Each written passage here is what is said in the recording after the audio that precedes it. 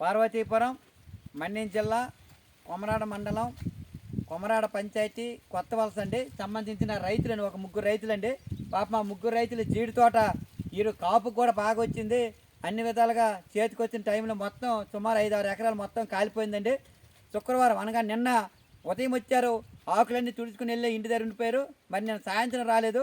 ఈరోజు తెల్లవారు వచ్చి మళ్ళీ ఈ ఆకులన్నీ చూడడానికి వచ్చరికి మొత్తం కాలిపోయింది. దీనివల్ల రైతులు లబోదీపమనే పరిస్థితి ఉంది. కాబట్టి వెంటనే ఐటీడీ అధికారులు వచ్చి, హార్టికల్చర్ అధికారులు వచ్చి ఈ మొత్తం దీనిపైన దర్యాప్తు చేపట్టి ఈ గిరిజన రైతులు ఆదుకోవాలని కోరుతున్నాం. ఎందుకంటే ఈ ఈ 5 ఎకరాలు కూడా ఈయన ఇదే ఆధారం, మరి ఇంకేటి లేదు వీళ్ళకి. సుమారు 4-5 లక్షల వరకు గతంలో జీడి పిక్కలు బాగా పండితే వచ్చే పరిస్థితి ఉంది. ఈరోజు పూర్తిగా రూపాయలు లేని పరిస్థితి ఉంది. పువ్వు చూడండి అదండి, యాగం కాలిపోయిందండి, మరేటి లేదు తోట. కాబట్టి ఈ గిరిజన రైతులకి పేదవాళ్ళు కాబట్టి అన్ని విధాలుగా ఆదుకునే విధంగా ఎకరాకి నష్టపరిహారం సుమారు 50,000 రూపాయలు ఒక ఎకరాకి నష్టపరిహారం ఇచ్చి రైతులకు అన్ని విధాలుగా ఆదుకోవాలని చెప్పి మేము డిమాండ్ చేస్తున్నాం. వెంటనే అధికారులు వచ్చి శాస్త్రస్థాయి పరిశీలన చేయాలని చెప్పి కోరుతున్నాం. ఈ విషయం పైన స్థానిక తహసీల్దార్ గారికి కూడా ఈరోజు వినతిపత్రం ఇవ్వడం జరిగింది.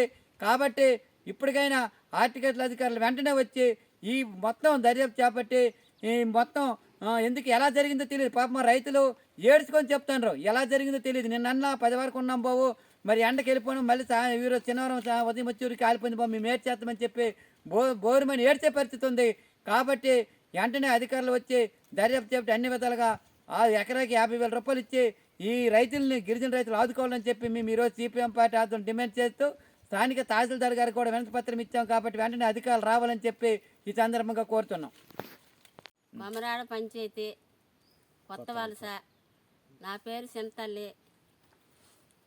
ఇప్పుడు 2-3 ఎకరాల కాలిపోయింది. నిన్న శుక్రవారం తుప్పగా కొట్టి వెళ్ళిపోయినాము. మరి సాయంకాలం రాలేదు.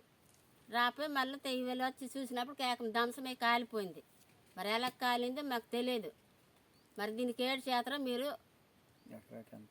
ఏటంతరో మరి మీరే చూడాలమ్మా. మీ పంట వల్లే బతుకుతున్నాము, అంత పంట పోయింది.